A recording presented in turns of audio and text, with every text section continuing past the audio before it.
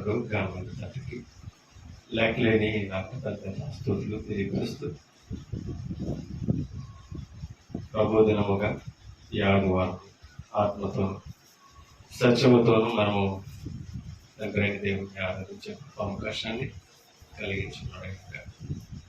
ఆరాధనకి కూడి వచ్చిన మీ అందరికీ లైవ్లో అనేక ప్రాంతాల్లో ఉంది దేవుని యొక్క వాక్యాన్ని ఎంతో శ్రద్ధగా పెట్టున్నాను. మీ అందరికీ వందనాలు. డాక్టర్ క్రీస్తు గురించి ప్రభు నామని తెలియపరుస్తూ మరొకసారి ప్రార్థన చేసుకుని దైవ గ్రంథం ఉంది వాక్యాన్ని ఆరంభించు. ప్రార్థన. సర్వోన్నతుడు సర్వశక్తివంతుడు పరమదవాసనుడు అయిన మా కన్న తండ్రి, మీ పరిశుద్ధమైన నామమును బట్టి లెక్కలేని మా కృతజ్ఞతాస్తుతులు తెలియజేస్తాం తండ్రి. గడిచిన వారం అంతా మీ కృపలో పుత్రపరిచి ఉదయకాల సమయంలో ఆత్మతో సత్యముతో ఆరాధించే అవకాశాన్ని ఈ ఆదివారం మాకు అనుగ్రహించినందుకు స్తోత్రం తండ్రి. మరి ప్రతి ఒక్కరు కూడా క్రీస్తులో జన్మించి పరిశుద్ధులుగా తీర్చిపడి మరి తండ్రి ప్రభు విలువలు వాక్య విలువలు తెలిసిన ప్రతి ఒక్కరు కూడా ఆరాధనలు మానకుండా విడిచిపెట్టకుండా మీ సన్నిధికి రావడానికి మీ వాక్యాలు వినడానికి కృప చూపించమని మరి ముఖ్యంగా ప్రభుని జ్ఞాపకం చేసుకునే దినముగా ఆరాధనలు పాల్పొప్పులు పొందే అవకాశం ప్రతి విశ్వాసికి ప్రసాదించమని ఈ ఆరాధనలో మీ వాక్యాలకు వెళ్తారు. మీ పరిశుద్ధాత్మ సహాయం సహకారం మాకు ఇచ్చి వినేవారికి విని చెవులు గ్రహించే అవుతారు ప్రసాదించి మరి తండ్రి అబద్ధాన్ని సత్యాన్ని తోడ్పరచమని మీ వాక్యం ద్వారా మరి ఎక్కువగా విశ్వాసంలో బలపరచబడుతూ మీ చిత్తానుసారంగా మేము నడుచుకోవడానికి తగిన కృపను చూపించమని యేసుక్రీస్తు పరిశుద్ధ నామమున బట్టి ఈ ప్రార్థన అడుగుచున్నాము తండ్రి. ఆమేన్. విలువైన దేవుని సంగతులను పరిశుద్ధ గ్రంథం నుండి మనం నేర్చుకోవడానికి ప్రయత్నించేద్దాం. ఎన్నో మాటలు దైవ గ్రంథంలో మనకి కనపడుతున్నాయి. మనం వినే ప్రతి మాట, మనం నేర్చుకునే ప్రతి మాటను గ్రహించుకోవాల్సిన అవసరత మనందరికీ మరి ఎక్కువగా ఉంది. ఏ మాటలు అయితే మనం వింటున్నాం నేర్చుకుంటున్నామో ఆ మాటల మీద మనం మనసు ఉంచితేనే సాధ్యమవుతుంది. కాబట్టి దేవుని యొక్క వాక్యాన్ని మనం గ్రహించుకుంటాం. స్వాచ్ఛముల గురించి మనం పాఠాన్ని నేర్చుకుందాం. స్వాచ్ఛం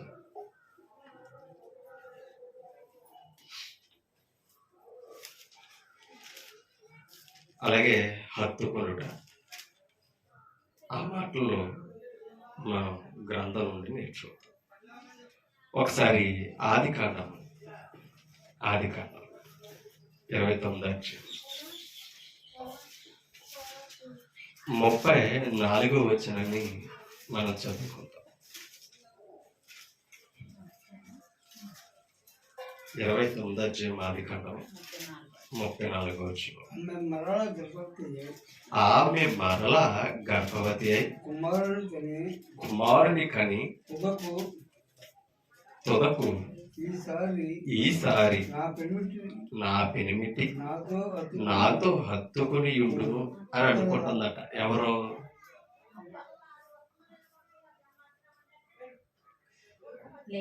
లేయా, రాహేలు, లేయా యాకోబు యొక్క భార్యలు. అయితే వీరిరువురిలో మిక్కటంగా ప్రేమించింది ఎవరిని? రాహేలుని యాకోబు ప్రేమించాడు. ఆమె కొరకు 14 సంవత్సరాలు కొలువు చేశాడని దైవ గ్రంథంలో కూడా లిఖితమై ఉంది. అయితే లేయని ద్వేషించడే యాకోబు. కారణం ఏంటంటే ఆమె జబ్బు కలదని గ్రంథంలో ఉంది. రాహేలేమో సౌందర్యవతి, రూపము కలిగినది కనుక ఎక్కువగా ప్రేమించడం అనేది జరిగింది. ఇప్పుడు లేయను యాకోబు ప్రేమించడం కొరకు ముందుగా లేయ గర్భాన్ని తెరిచాడట. ఎవరో? దేవుడు. తెరిచినప్పుడు కుమారునికి అంతే. మళ్ళా రెండో కుమారుని కనినప్పుడు అంటున్నమాట ఏమని? మరలా చదువుతాం. ఆమె మరలా గర్భవతి కుమారుని కని తుదకు ఈసారి నా పెనిమిటి నాతో హత్తుకొని యుండును. అతనికి ముగ్గురు కుమారులను కంటిననుకొనెను. అందుచేత అతనికి లేవి అను పేరు పెట్టు. అంటే ఇప్పుడు గర్భఫలాన్ని బట్టి యాకోబు ఎవరిని హత్తుకున్నాడు? లే అని హత్తుకున్నాడు.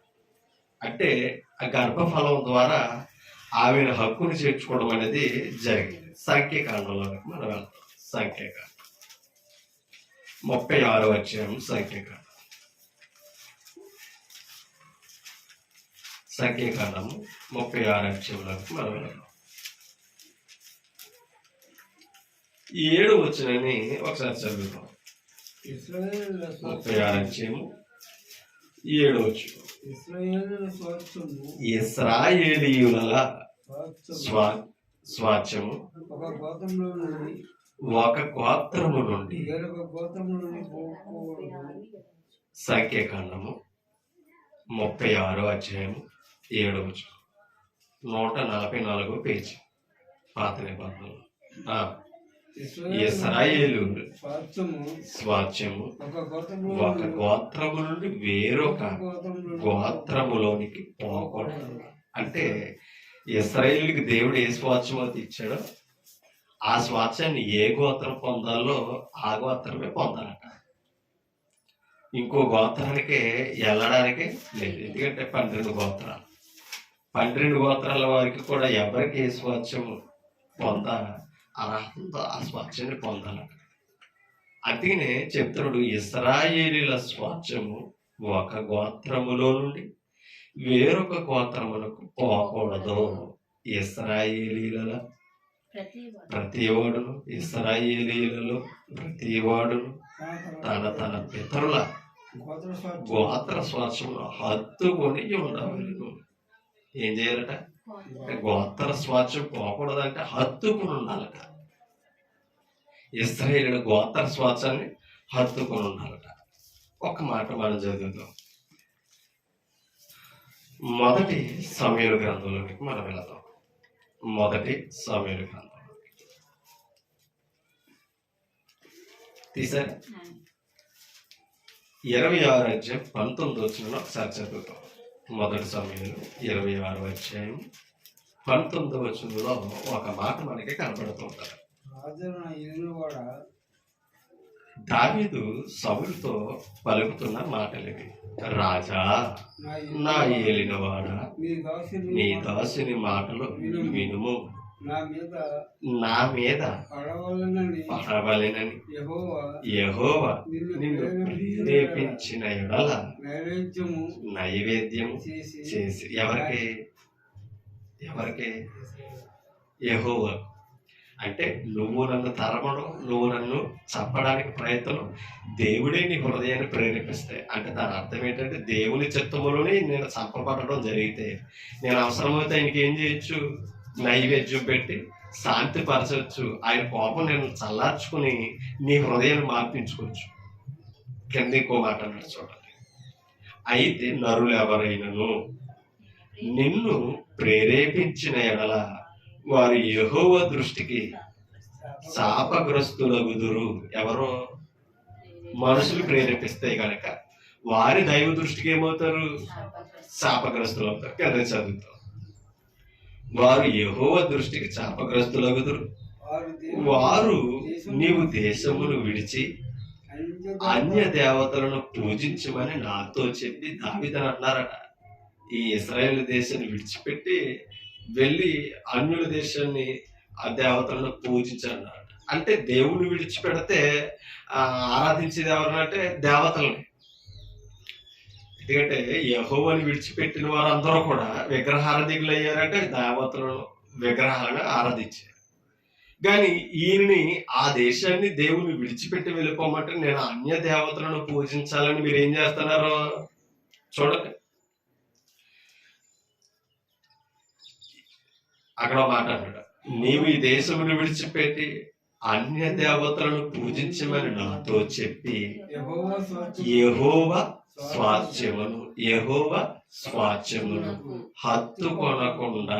చూడండి ఆ మాటలు, యెహోవా స్వాస్థ్యమునకు హత్తుకొనకుండా నన్ను వెలివేయుచున్నారు. అంటే స్వాస్థ్యం ఎత్తుకోవటం ప్రాముఖ్యం. ఇందాక అన్నాడు కదా, ప్రతివాడు తన తన గోత్ర స్వాస్థ్యం ఏమై ఉండాలని, హత్తుకుని ఉండాలని చెప్పాడే లేదా సంఖ్యాకాండంలో. ఇప్పుడు దాన్ని హత్తుకోవడం కొరకు వీని వెళ్ళిపోమన్నా కూడా ఏం చేస్తలేదట, హత్తుకొనకుండా నన్ను వెలివేస్తున్నారు, నేను వెళ్ళనని చెప్తున్నాడు.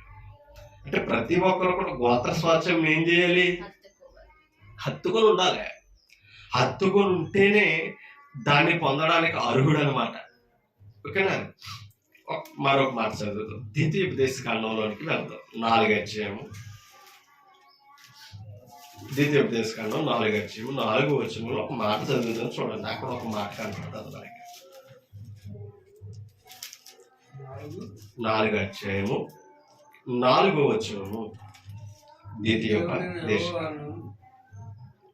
ఆ మాటలు చూడండి, మీ దేవుడైన యెహోవాను హత్తుకొనిన మీరందరూ నేటి వరకు సజీవులై ఎందురు. అవునా? మోషే చెప్తున్నాడు, మీ దేవుడైన యెహోవాను హత్తుకొనిన మీరందరూ నేటి వరకు సజీవులై ఉన్నారు. అంటే దేవుని హత్తుకుని బ్రతికిన వాడట సజీవుడిగా ఉన్నాడు. దేవుని హత్తుకొన్న వారందరూ ఏమయ్యారు, ఆయన కోపానికి గురయ్యారు. అందుకే ఇందాక దావీదు అన్నాడు, యెహోవా స్వాస్థ్యమును హత్తుకొనకుండా నన్ను వెలివేస్తున్నారు, ఈ దేశాన్ని విడిచిపెట్టి అన్య దేవతలను పూజించని నన్ను ప్రేరేపిస్తున్నారు, నేను యెహోవా స్వాస్థ్యమును హత్తుకొనకుండా వెళ్ళను అని చెప్పాడు. మళ్ళీ ఇంకా మనం 20వ వచనం చదవలేదు కానండి, అక్కడ మాట అంటాడు, దేవుని స్వాస్థ్యములకు ఆయన మందిరములకు వెలుపల నేను చనిపోను. మన పితరుల యొక్క మక్కువ చూడండి, చనిపోతే దేవుని సేవ చేసి ఆయన సన్నిధిలోనే చనిపోవాలి. శాపగ్రస్తుడినే నేను ఆయన సన్నిధికి వెలుపల చనిపోకూడదని కోరుకున్నాను. కారణం ఏంటంటే ఆయన సన్నిధిలో చనిపోయిన వాడికి పితరుల స్వాస్థ్యముగా తీసుకున్న భూములు పాత పెట్టే అవకాశం. ఎందుకు అని అంటే మృతుల నుంచి పునరుత్థానం ఉందని. అందుకనే అన్యుల దేశంలో చనిపోవడానికి కానీ వాళ్ళ దగ్గర పాతి పెట్టబడడానికి కానీ పితరులో ఒప్పుకో. ఆ పితరులో ఎవరంటే మన నీతిమంతులు. ఆ స్వాస్థ్యాన్ని, ఆ దేశాన్ని, దేవుని యొక్క భాగ్యాన్ని అర్థం చేసుకున్న వారికే తెలిసింది. ఇవాళ మనం కూడా క్రీస్తుని ఎరగకుండా బాప్తిసం పొందకుండా చనిపోతే మన చావుకి అర్థం లేదు. మనం క్రీస్తులో చనిపోవాలి, బాప్తిసం ద్వారా చనిపోవాలి. మరొకటి ఏంటంటే బాప్తిసం ద్వారా క్రీస్తులో మరణించిన మనము క్రీస్తులో పునరుత్థానం అయ్యే వరకు మనం ఏం చేయాలంటే ఆయనలోనే మనం బ్రతకాలి. మళ్ళీ ఆయన విడిచి లోకం వైపు ప్రేరేపితం అవ్వకూడదు. అందుకే ఇక్కడ మాట్లాడుతున్నాడు, మీ దేవుడైన యెహోవాను హత్తుకొని మీరందరూ నేటి వరకు సజీవులై ఉన్నారు. యోర్దాను దాటి వచ్చి అమ్మా నేటి వరకు మీరేమై ఉన్నారు, సజీవులై ఉన్నారు. దేనిని బట్టి, దేవుణ్ణి హత్తుకున్నారు కాబట్టి. అంటే దేవుణ్ణి హత్తుకొని ఉండాలంటే భక్తుడు. ఒక మాట మీకు చూపిస్తానే, ఆదికాండం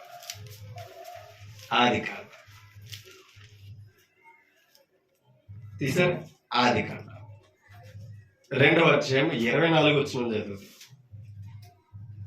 కాబట్టి పురుషుడు తన తండ్రిని తన తల్లిని విడిచి తన భార్యను హత్తుకొను, వారు ఏక శరీరమై ఎప్పుడు హత్తుకొని బ్రతుకున్నప్పుడు. భార్య భర్తల అనుబంధంలో ఏం చేయాలని తెలుసా, హత్తుకొని ఉండాలట. ఆ ప్రేమను దూరం చేయకూడదు. దేవుడే చెప్పాడు, తండ్రిని తల్లిని విడిచిపెట్టి ఎవరిని హత్తుకుంటున్నాడని. ఎందుకు తెలుసా, తన జీవితంలో భాగం కాబట్టి హత్తుకుని ఉండాలట. హత్తుకుని విషయంలో విడిచిపెట్టకూడదు. భార్య భర్తను విడిచిపెట్టకూడదు, భర్త భార్యను విడిచిపెట్టు. ఇది సృష్టిలో దేవుని ధర్మం. అవునా? మరి దేవునికి భక్తులకు ఉన్న ధర్మం ఏంటి, దేవుణ్ణి హత్తుకుని ఉండాలి. ఎందుకని అంటే యెషయా గ్రంథంలో ఉంటాడు, నిన్ను సృష్టించిన వాడు నీకు భర్త అయి ఉన్నాడు యాకోబు అంటాడు. అంటే యాకోబు అన్నాడంటే యాకోబు సంతానానికి ఇశ్రాయేలుకి చెప్తాడు. అంటే ఇప్పుడు యెహోవా ఎవరికి భర్త? ఇశ్రాయేలుకు భర్త, సృష్టికర్త, యజమానుడు. ఇప్పుడు ఎవరిని హత్తుకుని ఉండాలి ఇశ్రాయేలుడు? అదే చెప్పాడు, యెహోవాని హత్తుకున్న మీరందరూ నేటి వరకు ప్రతికి ఉన్నారు సజీవులుగా. హత్తుకున్న వారందరూ కూడా ఎక్కడ ఉన్నారు? అరణ్యంలో రాలిపోయారు. ఇప్పుడు క్రీస్తు శిరస్సును హత్తుకోవాలట. మనం ఒక మాట మీకు చూపిస్తాను. కొలసీ పత్రికలోకి వెళ్తాం. కొలసీ పత్రిక తీసారా? కొలసీ పత్రిక 2వ అధ్యాయము 19 వచ్చినండి చదువుతాం. కొలసీ పత్రిక 2వ అధ్యాయం 19 చూడండి. అతి వినయాశక్తుడే 18, 19 కలిసి ఉంటాయండి.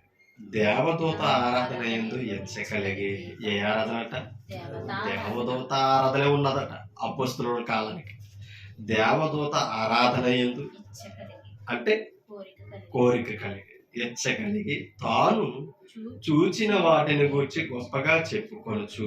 చూడన మాటలో తాను చూచిన వాటిని గురించి గొప్పగా చెప్పుకొనొచ్చు, తన శరీర సంబంధమైన మనసు వలన ఓరక ఉప్పొంగుచు, శిరస్సును హత్తుకొని వాడెవడైనను మీ బహుమానమును అపహరింపనీయకుడి చెప్తున్నాడు.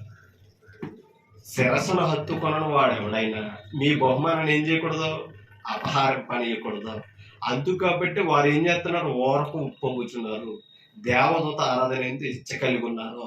అవునా? ప్రకృతి సంబంధమైన వాటి మీద మనసు పెట్టారు అని చెప్తారు.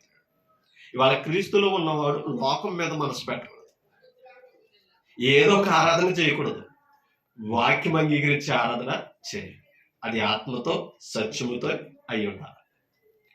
దీని నుంచి ఎవరైనా మిమ్మల్ని అపహరిస్తారేమో, మిమ్మల్ని మీరు జాగ్రత్తగా చూసుకోండి అని చెప్తారు. మన బహుమానాన్ని అపహరించేవాడు ఉన్నాడట. అలాగే ఎవరు అపహరిస్తారట? అపవాది దగ్గరకు వచ్చి నిన్ను అపహరించడం. శిరస్సును హత్తుకొనడం వారు ఎవరైతే ఉన్నారో, క్రీస్తులో ఉన్నామని చెప్పుకొని క్రీస్తుకు లోబడిన వారు, క్రీస్తు ఇచ్చిన వాక్యానుసారంగా ధర్మంలో బ్రతకని వారు ఎవరైనా ఉంటే గనక, అవునా, వారు మీ బహుమానాన్ని అపహరిస్తున్నారు, జాగ్రత్త సుమి అని చెప్తున్నారు. అందుకని ఇప్పుడు ఎవరిని హత్తుకొని ఉండాలట?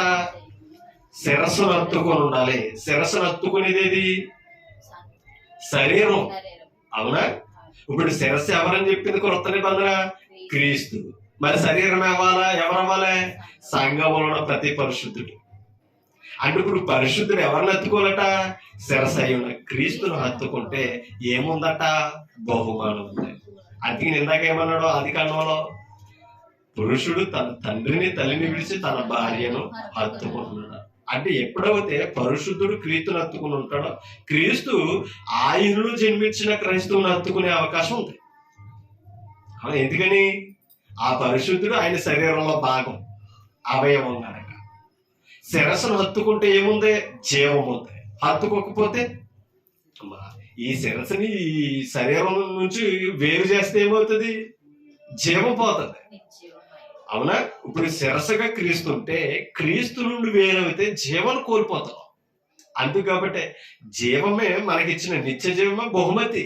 దాన్ని అపహరింపకుండా చూసుకున్నాను. అందుకే ఇందాక ద్వితీయోపదేశ కాలంలో అన్నాడు, మీరు మీ దేవుడైన యెహోవాను హత్తుకుని ఉన్నారు కనుక నేటి వరకు ఎలా ఉన్నారు? మీరు సజీవులై ఉన్నారు. హత్తుకున్న వారందరూ ఏమయ్యారు? మరణించారు, జీవాన్ని పోగొట్టుకున్నారు. ఒక్కసారి ద్వితీయోపదేశ కాండంలోనికి వెళ్దాం. 11వ అధ్యాయం 22 ద్వితీయోపదేశ కాండం 11వ అధ్యాయం 22 చదువుదాం. చూడండి. 11వ అధ్యాయము ద్వితీయోపదేశ కాండం 11వ అధ్యాయం 22. మీరు మీ దేవుడైన యెహోవాను ప్రేమించి ఆయన మార్గములన్నిటిలోనూ, అంటే దేవుని హత్తుకొని ఉండడం అంటే ఏంటో చెప్తున్నాడు. చూడండి, ఎంత చక్కగా వివరిస్తున్నారు. ఆ మీ దేవుడైన యెహోవాను ప్రేమించి ఆయన మార్గములన్నిటిలోనూ నడుచుచు, అది దేవుణ్ణి హత్తుకొని ఉన్నాను అనడానికి చెప్పడానికి కారణాలు ఏమిటి తెలుసా? ఆయన ప్రేమిస్తూ ఉండాలట. ఆయన ప్రేమించిన వ్యక్తి ఎక్కడ ఉండాలి? ఆయన మార్గంలో ఉండాలి. అంటే ధర్మశాస్త్రాన్ని విడిచిపెట్టకూడదు, వాక్యాన్ని త్రోసేయకూడదు. అప్పుడు దేవుణ్ణి ఎంత ప్రేమిస్తున్నాడో కనబడుతుంది. ఆయన ఆజ్ఞలను తిరస్కరించి నేను దేవుని చాలా ప్రేమిస్తున్నానంటే సాధ్యం. ఇప్పుడు ఆయన ప్రేమించే ప్రతి వ్యక్తి ధర్మశాస్త్రం ఏం చెప్పిందో ఆ మార్గంలోనే ఉండాలి, లోకం వైపు తిరగకూడదు. అవునా? కింద చదువుతాం, ఆయన మార్గములన్నిటిలోనూ నడుచుచు ఆయనను హత్తుకొని మీరు చేయవలని నేను మీకు ఆజ్ఞాపించిన ఈ ఆజ్ఞలన్నిటిని అనుసరించి జాగ్రత్తగా నడుచుకొనవలెను. జాగ్రత్త ఉండాలండి. మనం ఎక్కడికైనా బయటకు వెళ్తే కుటుంబం చెప్తుంది జాగ్రత్త. జాగ్రత్తగా నేను వెళ్ళనని వెళ్తాడా? ఏమో ఏ సమస్య వస్తుందో, త్రోవలో ఏ ప్రమాదం వచ్చుంటుందో. జాగ్రత్త అంటే నిదానించుకో, నిన్ను నువ్వు కాపాడుకుని ఒక హెచ్చరిక. అది ఇవాళ మోషే ద్వారా ఇశ్రాయేలుకి ఇస్తున్న హెచ్చరిక. జాగ్రత్త, ఆయన మార్గాన్ని వదిలేస్తావేమో, ఆయన ప్రేమించడంలో నిర్లక్ష్యం అవుతావేమో, జాగ్రత్త. ఇవాళ మన భక్తి విషయంలో మనకి ఎంత జాగ్రత్త. ఇవాళ ఆరాధించాలి, ఏది జాగ్రత్త? అవునా? ఇవాళ ఆరాధన దైవ సన్నిధికి రావాలి, ఏది అజాగ్రత్త అనమాట. అది వెళ్దాంలే చూద్దామని అనుకో. ఏ పని మనం జీవితంలో విడిచిపెట్టాం, మరి దేవుని పనిని ఎందుకు కోల్పోతున్నాం? దేవుని పనిని వదిలేసిన వాడికి జీవం ఉండదు. 13వ అధ్యాయంలోకి వెళ్తాం. 4వ వచనం జరిగింది. 13:4. ఆ మాటలు చూడండి. మీరు మీ దేవుడైన యెహోవాకు లోబడి ఆయనకే ఏం చేయాలంటే, ఇప్పుడు దేవునికి భయపడేవాడు ఏం చేయాలి? ఆయన ప్రేమించి ఆయన మార్గంలో నడిచి ఆయన హత్తుకొని ఉండాలి చెప్తున్నాడు. ఆయనకు భయపడేవాడు ఆయనకు లోబడతాడట. ఆయనకు లోబడి, చూడండి, లోబడి ఆయనకే భయపడి ఆయన ఆజ్ఞలను అనుసరించి ఆయన మాట వినాలట. అది ఆయనకు లోబడడం అంటే అర్థం ఏంటి? ఆయన చెప్పిన మాట వినాలి. ఆయన చెప్పిన మాట ఏది? మోషే మాటే. దేవుని మాట పలుకుతున్నది ఎవరో? మోషే నిర్లక్ష్యం చేశారా? దేవుని మీద తిరగబడి. ఇవాళ దేవుని మాట ఏది? వాక్యం. ఆ వాక్యం చెప్తున్నది ఎవరో? సువార్థికుడు. సువార్థికుడి మీద తిరగబడదు. ఎందుకని? సువార్థికుడు సొంత ఉద్దేశం కాదు, అది సొంత మాటలు కాదు, ఆయన మాటలు అవి. అవునా? అందుకనే చెప్తున్నాడు అన్నమాట. ఆయన మాట విని ఆయనను సేవించి ఆయనను హత్తుకొని ఉండవలెను. ఆయనని సేవించి ఆయనను హత్తుకొనడంలో ఎంత ఉంది అమ్మా. హత్తుకునే మాట ఒకటే కనబడదు. అవునా? ఇప్పుడు భార్య తన భర్తను ఏం చేయాలన్నాడు? హత్తుకోవాలని. హత్తుకోవడం అంటే అర్థం ఏంటి? ఇంకా కౌగిలించుకొని ఉండడమేనా? దాని అర్థం ఏంటి? పనుల్లో, అవునా, సంసారంలో, ఆయన కుటుంబ విషయంలో, ఆయన గౌరవం తెచ్చే విషయంలో, అన్ని విషయంలో, ఇంకా బోల్డ్ మిళితమై ఉంటాయి. అన్ని విషయంలో ఏం చేయాలి? ఆవిడ హత్తుకోవాలి. ఎదిరించిందా? హత్తుకుంటలేదని అర్థం. ఈయన కూడా అంతే. ఆయన ప్రేమించే విషయంలో, ఆవిడని అర్థం చేసుకునే విషయంలో ఏం చేయాలి? హత్తుకొని ఉంటారు. అంటే ఏక మనసును గురించి చెప్తుంది. విడిచిపెట్టినప్పుడే మనసును మారదు అమ్మా. అందుకని భక్తుడు కూడా దేవుణ్ణి ఏం చేయకూడదు తెలుసా? విడిచిపెట్టేయకూడదు. ఆయన మాటలు వినడంలో నిర్లక్ష్యం అయ్యాడా జీవం పోతుంది. అది దాని అర్థం. యెషయా హోషేయ గ్రంథం 22:5. హోషేయ గ్రంథం 22:5. హోషేయ గ్రంథం 22:5.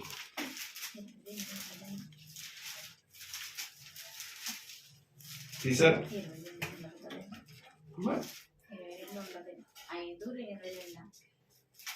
క్షమించండి, యెహోషువ గ్రంథం 22 అధ్యాయం 5 వచనం.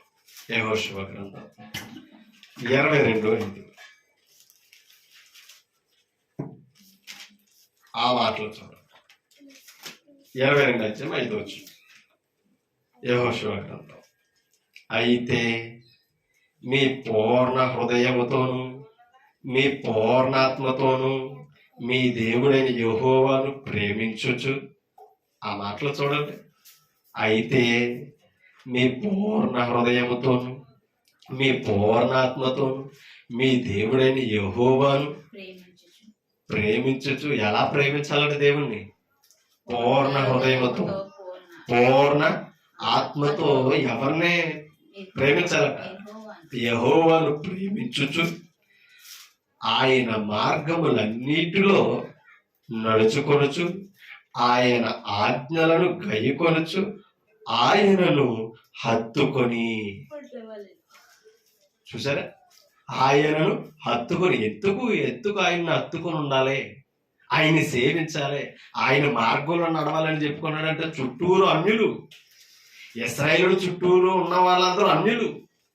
దేవుని కంటే ఎక్కువగా దేవతలు ఉన్నాయి. దేనికైనా ప్రేరేపితులు అవుతారేమో, ఆయన మార్గాల్లో వదిలేస్తారేమో, ఆయన ప్రేమించరేమో అని దేవుడు నిబంధన ద్వారా హెచ్చరిస్తూనే ఉన్నాడు. అంటే ఇప్పుడు ఇశ్రాయేలు ఎవరు హత్తుకొని ఉండాలట? దేవుని హత్తుకొని ఉండాలి. మరి వాళ్ళ క్రైస్తవుడు ఎవరిని హత్తుకొని ఉండాలి? క్రీస్తుని హత్తుకొని ఉండాలి. క్రీస్తుని హత్తుకుంటేనే ఏముంది? జీవం ఉంది. లేకపోతే జీవాన్ని కోల్పోతున్నాడండి, జీవాన్ని కోల్పోతున్నాడు. 23 అధ్యాయం 8 వచనం. 23:8.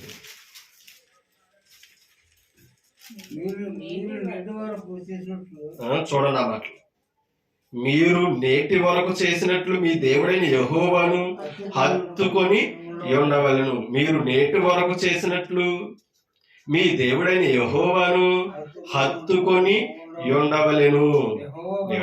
నేటి వరకు చేసినట్లు మీరేం చేయాలట? ఒక్క మాట పైకి చదువుతా, అక్కడ ఒక మాట మనకు అర్థమవుతుంది. చూడండి 6వ వచనం.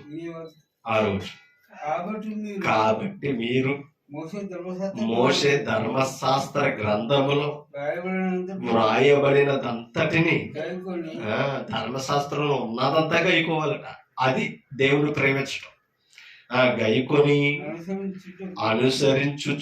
అనుసరించుటకు మనసు దృఢము చేసుకుని ఏం చేయాలట? గ్రంథాన్ని చదవడానికి, గ్రంథంలో వాక్యాలు ఎక్కించుకోవడానికి హృదయం ఎలా ఉండాలని తెలుసా? దృఢ విశ్వాసం అంట.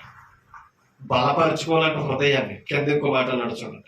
దృఢము చేసుకుని ఎడమకు గాని కుడికి గాని తొలగిపోక, అంతేనా? తొలగిపోక మీ యొద్ద మిగిలి ఉన్న చూడండి, ఈ జనుల సహవాసము చేయక వారి దేవతల పేర్లను ఎత్తక వాటి తోడని ప్రమాణము చేయక వాటిని పూజింపక వాటికి నమస్కరింపక. అంటే చుట్టూ ఎన్నున్నాయి చూసారు ఇప్పుడు ఇశ్రాయేలు చుట్టూ. ఇప్పుడు వాటిని నమస్కరిస్తున్నారు, పూజిస్తున్నారంటే ఏం విడిచిపెట్టారు తెలుసా? మనసులో ధర్మశాస్త్రాన్ని వదిలేశారంతే. అది ధర్మశాస్త్రం చదవడానికి హృదయాన్ని ఏం చేసుకోమన్నాడు? దృఢం చేసుకోవాలి. దేవుని మీద దృఢ విశ్వాసం ఉండాలి. ఇవాళ సంఘాన్ని విడిచిపెట్టి ఏదైనా ఒకటే అని అన్నాం అనుకోండి, కారణం తెలుసా? విశ్వాసం ఎక్కడ లేదు, మన హృదయం వాక్యం మీద లేదు. అది వాక్యం మీద పట్టుదల ఉండాలండి. పట్టుదలతో హృదయంలోకి ఎక్కించుకుంటే అసలు వాస్తవం ఏది? అవునా? అసలు వాస్తవం ఏది? అసలు క్రీస్తు అంగీకరించేది ఏది? అసలు నేను చేసేదాన్ని ఆయన నన్ను అంగీకరించాలి కదా అన్న కోనాడికి వస్తాం. అందుకు ఇప్పుడు చెప్పాడు అనమాట. ఏమని? వారి దేవతల పేర్లు ఎత్తకూడదట, వాటి తోడని ప్రమాణం చేయక, వాటిని పూజింపక, వాటిని నమస్కరింపక. ఇప్పుడు చదువు 8 వచనం. మీరు నేటి వరకు చేసినట్లు, అంటే ఇప్పటి వరకు ఎలా ఉన్నారో యెహోవా పట్ల, నేటి వరకు చేసినట్లు మీ దేవుడైన యెహోవాను హత్తుకొని ఉండవలెను. హత్తుకొని ఉండవలెను. జాగ్రత్త. నేటి వరకు అలాగే మీరేం చేయాలి? హత్తుకోవాలి. అమ్మ ఒకటి చెప్తున్నాను, మనం బాప్తిసం పొందినప్పుడు ఉత్సాహాన్ని చూపించడం కాదు. అవునా? బాప్తిసం పొందిన జీవితం గడుస్తున్నా సరే, సంవత్సరాలు గడుస్తున్నా సరే, అదే ఉత్సాహం ప్రతి ఆదివారంలో కనపడాలి.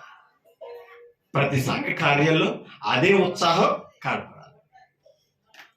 నేను వచ్చిన రోజుల్లో నవ్వుతేనా, మొదట్లో నవ్వుతేనా అని అనకూడదు. ఇప్పుడేమైపోయింది ఆ విశ్వాసం, ఇప్పుడేమైపోయింది ఆ భక్తి.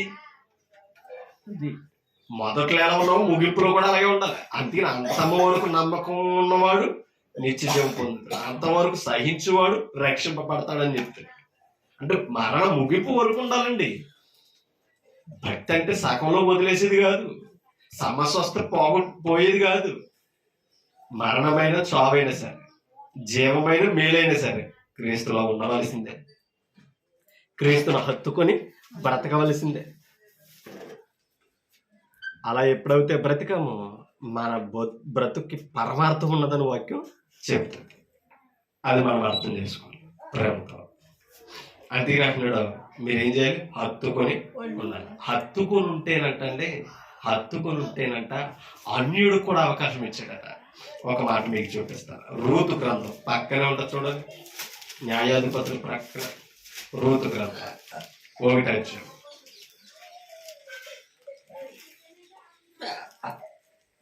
తీసారు? 1వ అధ్యాయము 14 వచనం చదువుతాం. 1:14 చూడండి. వారు ఎలుగెత్తి ఆడవగా, ఎవరో కోడలు, నయోమి యొక్క 2 కోడలు ఎలుగెత్తి ఎడుతున్నారంట. ఎందుకు ఎడుతున్నారు? మీరు నన్ను విడిచిపెట్టి మీ తండ్రి ఇండ్లకు వెళ్ళి మరలా వివాహం చేసుకొని సంతోషించండి అని చెప్తే ఎలుగెత్తి ఏడ్చారట. అత్తగారు వెళ్ళిపోమంటే ఎడుతున్నారట. అవునా? ఇంట్లో ఉండమంటే ఎడుతున్నారు. అవునా? రివర్స్. ఇంట్లో ఉండమంటే, భర్త ఇంటిని కాల్చుకుని ఉండమంటే ఏడిపోతుంది. ఎందుకంటే నీకు నీ భర్తకి సేవ చేయాలన్నట్టుగా ఇవాళ భావాలు మారిపోయి. పోనీ వీరు వాక్యాన్ని ఎరిగిన వారు కూడా కాదు. మోయాబు స్త్రీలలో అన్య స్త్రీలు ఎలుగెత్తి ఏడవగా తన చూడండి వార్ప తన అత్తను ముద్దు పెట్టుకొని. ఎంత గొప్పమంటండి! అత్తగారిని ముద్దు పెట్టుకునే కోడలు ఈ రోజులు ఎవరున్నారండి? ఎలాంటి కోపలు వస్తాయేమో. అవునా? అత్త కోడలు అలా ఉండాలి. కారణం ఏంటి తెలుసా? వాళ్ళిద్దరూ అన్య స్త్రీలే, కానీ నయోమి దేవుని ప్రేమ తెలిసినవాడు, యోధురాలవుడి. ఎంత గొప్ప మనసు అండి! ఎలా నడిపించుంటే హత్తుకుంటున్నారు అలా. చూడండి, నయోమిని వార్ప ముద్దు పెట్టుకుని, ఇంకెంతకంటే గొప్ప సంగతుల్లో చూడండి. కింద రూతు ఆమెను హత్తుకొనిను. అర్థమవుతుందా? రూతు ఏం చేసిందట? హత్తుకుందట. అంటే అర్థం ఏంటి? కౌగులించుకుంది. ఎంత ప్రేమ అలకపోతానండి! ఏ మనసుతో కోడలు చూస్తానండి అది. అవునా? నువ్వు తల్లి ప్రేమ చూపించు, కూతురులా నీ ఒడిలో ఉంటుంది. ఇప్పుడు దైవ భక్తిని ఎరిగిన వారు సుమా, అది దైవ ప్రేమ చూపించింది ఆవిడ భక్తిలో, ఆవిడ ప్రవర్తనలో, ఆవిడ అన్ని విషయాల్లో మాదిరి చూశారండి కోడలు. అందుకనే ముద్దు పెట్టే వాళ్ళకుల్లో, హత్తుకునే వాళ్ళకుల్లో. వండర్ఫుల్ అండి. బైబిల్లో ఈ పుస్తకం వండర్ఫుల్ అన్నమాట. ఎందుకంటే ఆ హత్తుకుని ప్రేమ, ఆ భక్తి అత్తగారిలో చూసి. కారణం ఏంటి తెలుసా? నయోమి దేవుని అలా హత్తుకునే బ్రతికింది. ఇశ్రాయేలు కొరకు వచ్చే దాంట్లో ఎదురు చూస్తూనే ఉంది దర్శనం కొరకు. కారణం ఏంటి తెలుసా? యెహోవా మనసుని ఎరిగినాడు. అందుకు కాబట్టి ఒక అన్య స్త్రీ అయినా సరే రూతు ఆమెను హత్తుకొని ఉన్నదట. కింద అంటదే, నువ్వు ఎక్కడ చచ్చిపోతే అక్కడ చచ్చిపోతే, మరణం తప్ప మనల్ని వేరొకటి వేర్చి. ఇందాక హత్తుకునే విషయంలో ఎలా ఉండాలని చెప్పాడు? భార్య భర్తలు హత్తుకుని ఉంటారని చెప్పాడు. అవునా? ఇశ్రాయేలు భక్తులు దేవుని హత్తుకుని ఉండాలని చెప్పి మన కోడలు అత్తగారిని హత్తుకొని ఉంటాయి. అవునా? హత్తుకొని ఉన్నది కాబట్టి ఇశ్రాయేలుల రక్షకుడికి పునాది వేసింది ఏంటి? ఈవిడ గర్భవాసంలో నుంచే వచ్చాయి. ఆ మనసు ఉంది కాబట్టి, ఆ భక్తితో లోపడ్డది కాబట్టి, బంధు ధర్మంలో బంధువుడు విడిచిపెట్టిన బోయాజుకి అవకాశం దొరికింది. ఆ ధర్మాన్ని కొనసాగించాడు కాబట్టి బోయాజు రూతు నుంచే ఒబేదేదం వచ్చాడు. ఒబేదులో నుంచి యెషై వచ్చాడు. యెషైలో నుంచి దావీదు ఇచ్చాడు. దావీదులో నుంచి వేరు చిగురు, అవునా, రక్షకుడు యేసుక్రీస్తు వచ్చాడంటే ఎంత చక్కటి పునాది వేసిందండి రూతు, అవునా?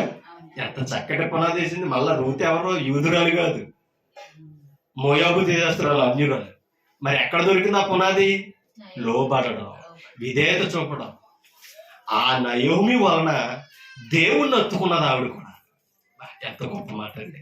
నీ జనులే నా జనులు అన్నారు. నీకు తెలిసింది నువ్వు చేసుకో, నాకు తెలిసింది నేను చేసుకుంటానని చెప్పలా. అది కావాలండి, కుటుంబం ఐక్యత కావాలి. అలా అలా మాట వింటే నిజమైన దేవుని దగ్గర స్థానం దొరుకుతుంది. ఒక మాట మీకు చూపిస్తాను చూడండి. మొదటి సమూయేలు గ్రంథం 26:19, 26:19, 26:19. రాజా నా ఏలినవాడా, నీ దాసుని మాటలు వినుము. అమ్మా, నీ దాసుని మాటని విను. ఒక్క మాట మీకు చూపిస్తాను చూడండి. 2 సమూయేలు గ్రంథం 20:2 చదువుతాం. 2 సమూయేలు 20:2. ఇశ్రాయేలీయులందరూ దావీదును విడిచి బిక్రీ కుమారుడైన షాబాను వెంబడించిరి. అయితే యోర్దాను నది నుండి యెరూషలేము వరకు యోదావారు రాజును హత్తుకొనిరి. దావీదును హత్తుకొని ఉన్నారట. ఎవరో? యోధా ప్రజలు. యోధా రాజ్యము దావీదును హత్తుకొని ఉన్నారట. ఎందుకంటే రాజు ఎవరో? దావీదే.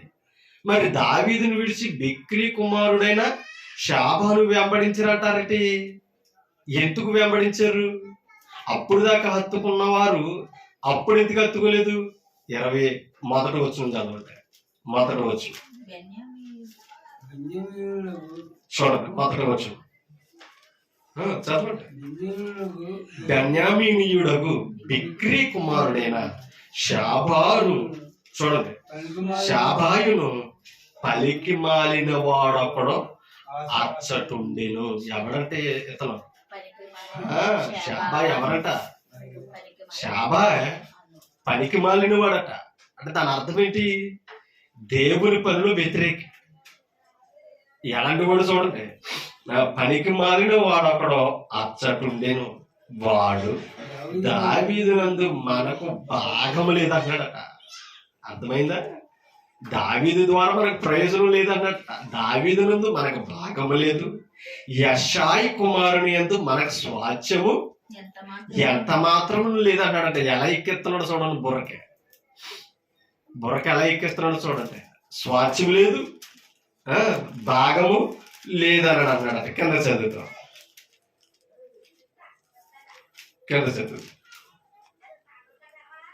యెషై కుమారుని యందు మనకి స్వాస్థ్యం ఎంత మాత్రము లేదు.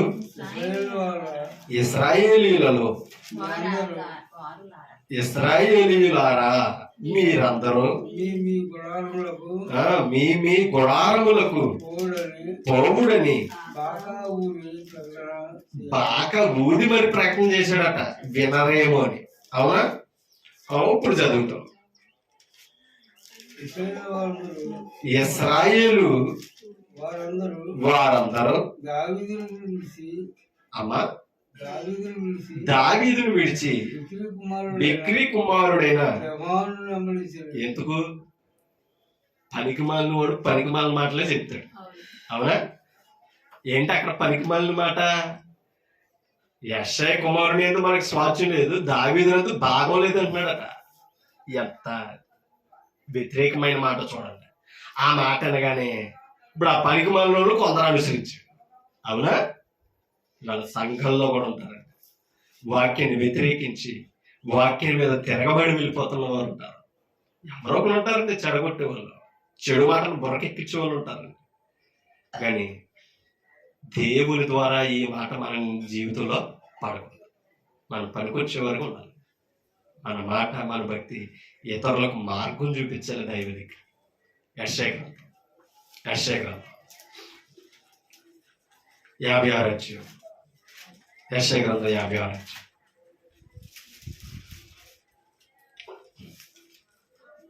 3వ వచనం. యెషయా 56:3. యెహోవాను హత్తుకొను అన్యుడు నిశ్చయముగా యెహోవా తన ప్రజలలో నుండి నన్ను వెలువేయునని. అర్థమవుతుందా? దేవుణ్ణి హత్తుకున్నవాడు అన్యుడైనా సరే, అవునా? ఇందాక నుంచి ఇశ్రాయేలు అన్యుల మార్గంలోకి, అన్యుల త్రోవలోకి వెళ్ళొద్దు అన్నాడు. నిజంగా అన్యుడు యెహోవాను హత్తుకుంటే తన జనుల నుండి ఏం చేయడట? చూడండి, నిశ్చయముగా యెహోవా తన జనులలో నుండి నన్ను వెలివేయునని అనుకొనకూడదట. ఎందుకని వెలివేయుడట. కారణం ఏంటి? ఎందుకు వెలివేయుడు? యెహోవాను హత్తుకుంటున్నాడు కనుక. యెహోవాను హత్తుకుంటే జకరియా గ్రంథం ముగింపులోనికి వెళ్తాం. జకరియా గ్రంథం 2:11.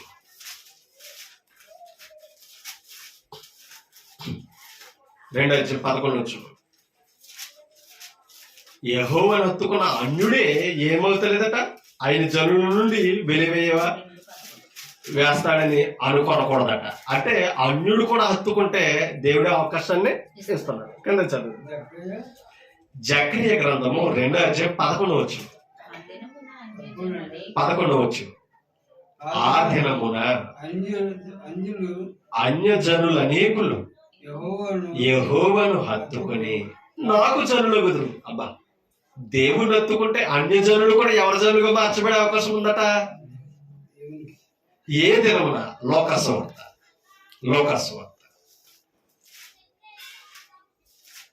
19. లోకస్వార్త 19.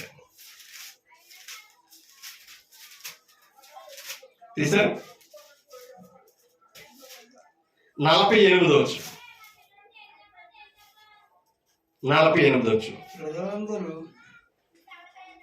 ప్రజలందరూ ఆయన వాక్యమును వినుటకు ఆయనను హత్తుకొని ఉండేరి. ఎవరిని?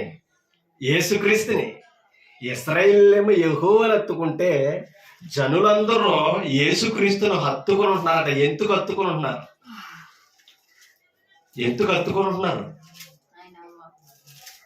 హత్తుకుని ఉన్న వాడికి ఆయన ప్రజగా మారే అవకాశం ఉంది. అవునా? అందుకనే యేసుక్రీస్తుని లోకానికి పంపించారు. ఇప్పుడు దేవుడు ప్రజలుగా మారే అవకాశం ఎవరి ద్వారా కలిగింది? యేసుక్రీస్తు ద్వారా. అందుకని ఇందాక ఏమన్నాడు? ఆయనను హత్తుకున్నవారు ఆ దినమున ఆయనకు జనులై ఉంటారన్నాడు లేదా జకరియా గ్రంథంలో? బ్రతికిన మాట చెప్తున్నాడు చూడండి. ప్రజలందరూ ఆయన వాక్యమును వినుటకు ఆయనను హత్తుకుని ఉండేది కనుక ఏమి చేయవలనో వారికి తోచలేదు. ఎవరికి? ప్రధాన యాజకులకి, శాస్త్రులకి. యేసుక్రీస్తును చంపాలని చూస్తుంటే, ఆయన మీద నిందేయాలని చూస్తుంటే ప్రజలందరూ ఎలా ఉంటున్నారట? క్రీస్తును హత్తుకుంటున్నారట. ఎవరేం చేయగలరంటే, నువ్వు క్రీస్తును హత్తుకుని ఉంటే నిన్నెవ్వరో నీ బహుమానాన్ని అపహరించలేరు. అందుకనే హత్తుకుని ఉంటే షండుడైనా సరే, అన్యుడైనా సరే ఆయన ప్రజలుగా మారే అవకాశం ఉంది. హత్తుకోవాలంటే ఏం చేయాలి? వాక్యాన్ని వినాలి. చూద్దాం ఒక మాట. ఏపీసీ పత్రిక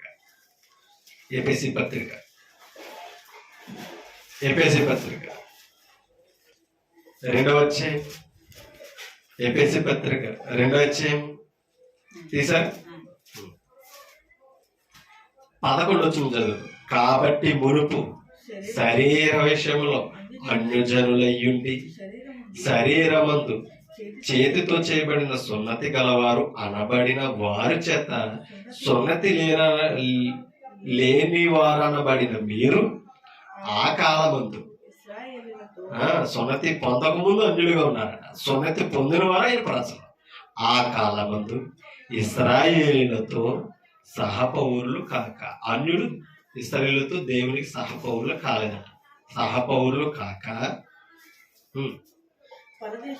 పరదేశులను, వాగ్దాన నిబంధనలు లేని పరజనులను, నిరీక్షణ లేని వారును, లోకమందు దేవుడు లేని వారునయ్యుండి క్రీస్తుకు దూరస్తులయ్యుంటారని మీరు జ్ఞాపకము చేసుకుని అన్యజనులు మునుపు ఎలా ఉన్నారట. ఇప్పుడు చూడండి 13.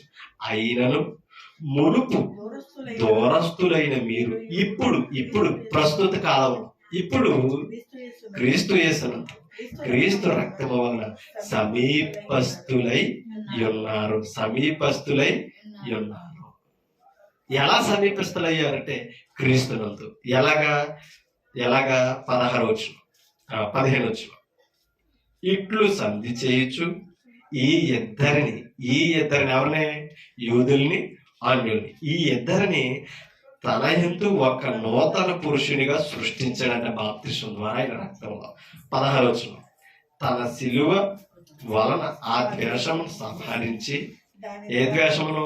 అన్యుడిని ఎలాగైతే దూరం చేసిందో ఆ ద్వేషాన్ని సంహరించి, చూడండి, దాని ద్వారా వీరిద్దరిని ఏక శరీరముగా అంటే క్రీస్తు శరీరముగా చేసి దేవునితో సమాధాన పరచవలనని ఇలాగు చేశాను కనుక ఆయనయే మనకు సమాధానకారకుడై ఉన్నాడు. ఎవరు మనకు సమాధానకారకుడు? ఎవరు? దేవుడు. ఒక్క మాట చూపించి ముగిస్తాం. అపోస్తుల కార్యంలో 11 అపోస్తుల కార్యంలో 11 23 అతడు వచ్చి ఎవరు? బర్నబా. అతడు వచ్చి దేవుని కృపను చూచి సంతోషించి ప్రభువును స్థిర హృదయముతో హత్తుకొనవలెనని అందరిని హెచ్చరించాడట. ప్రభువుని ఎలా హత్తుకోవాలట? మన హృదయాలు ఏమవకూడదు, తొలగిపోకూడదు. స్థిర హృదయాలతో మనం ప్రభువుని హత్తుకోవాలి. హత్తుకుంటే ఇందాక మాట అన్నాడు. కొలసి చదవని చూసారు, అదొకటి చదువు ముగించుకోండి. కొలసి పత్రిక మరలా చదువుతాం. 2:19. కొలసి 2:19. 2:19. అతి వినయాశక్తుడై దేవదూత ఆరాధన యందు ఇచ్చ కలిగి తాను చూచిన వాటిని గురించి గొప్పగా చెప్పుకొనొచ్చు తన శరీర సంబంధమైన మనసు వలన ఓరక ఉప్పొంగుచు శిరస్సును హత్తుకొనని వాడెవ్వడను మీ బహుమానమును అపహరింపనీయుకుడి. ఆ శిరస్సు మూలముగా, శిరస్సును హత్తుకుంటే ప్రయోజనం చెప్తాడు చూడండి. ఆ శిరస్సు మూలముగా సర్వ శరీరము కీళ్ల చేత నరముల చేతను పోషింపబడి అతుకుబడినదే దేవుని వలన కలుగు వృద్ధితో అభివృద్ధి పొందుతున్నది. ఏది? శిరస్సును హత్తుకున్న శరీరం. శిరస్సును హత్తుకున్న శరీరం ఏది? క్రీస్తు శరీరం. ఆ క్రీస్తు శరీరమే క్రీస్తు యొక్క సంఘం. ఆ సంఘములో ఉన్నవాడు ఎవరిని హత్తుకుంటున్నాడట? క్రీస్తుని హత్తుకున్నాడు. క్రీస్తుని హత్తుకుంటే ఏముంది? బహుమానం ఉంది, జీవము ఉంది. అలా హత్తుకునేలాగా మనల్ని ప్రేరేపించేది, మనల్ని బలపరిచేది ఏదంటే వాక్యం. ఇందాక అందరూ ఏం చేశారు? ఆయన వాక్యం వినడం కొరకు క్రీస్తును హత్తుకుని ఉన్నారని మనం ఒక స్వార్థలో చదువు. కాబట్టి మన వాక్యం వినడం ద్వారా కూడా ఎవరిని హత్తుకుని ఉన్నాం తెలుసా? క్రీస్తుని హత్తుకున్నాడు. అందుకని ఇశ్రాయేలుతో చెప్పాడు, యెహోవాను హత్తుకుని వాడు ధన్యుడు. హత్తుకుని మీరందరూ నేటి వరకు సజీవులై ఉన్నారు. ఆయన మార్గంలో నడవాలి, ఆయన ప్రేమించాలి, ఆయన ఆజ్ఞలను గైకోవాలి. పూర్ణ మనస్సుతో పూర్ణ హృదయంతో మీరు యెహోవాను హత్తుకోవాలి. అవునా? హత్తుకొని సేవించి ఆయన మాత్రమే పూజించాలని చెబుతూ ఎన్నో విషయాలు మనం నేర్చుకున్నాం. కానీ హత్తుకునే వారిని కూడా ప్రేరేపించి హత్తుకోకుండా చేసేవాడు ఉన్నాడా లేదా? బిక్రీ లాంటి వాడు. ఇంకా ఎక్కువ మార్గం ఉన్నదండి ఈ హత్తుకునడంలో. ఆయన హత్తుకునే విషయంలో దూరం చేసిన కోణం కూడా ఉంది. సమయం సరిపోదు కనుక ఆయన్ని చూపిస్తాం. మరి క్రీస్తుని హత్తుకుంటే మనకి జీవం ఉంది. ఎందుకంటే ఆయన శరీరంలో మనం ఎవరో అవయవాలము గనక సంఘాన్ని హత్తుకున్న వాడికి జీవం ఉంది, పరలోక భాగ్యం ఉంది. అది పోగొట్టుకోకూడదని ఇవాళ గ్రంథాన్ని మనకి ఇచ్చాడు. వాక్యం ద్వారా బలపరచబడతాం, క్రీస్తుని హత్తుకుని పరలోక జీవానికి యోగ్యులుగా ఉండాలి. నన్ను నేను హెచ్చరించుకుంటే మిమ్మల్ని హెచ్చరిస్తాను. ఓపిక మీ అందరికీ హృదయపూర్వకంగా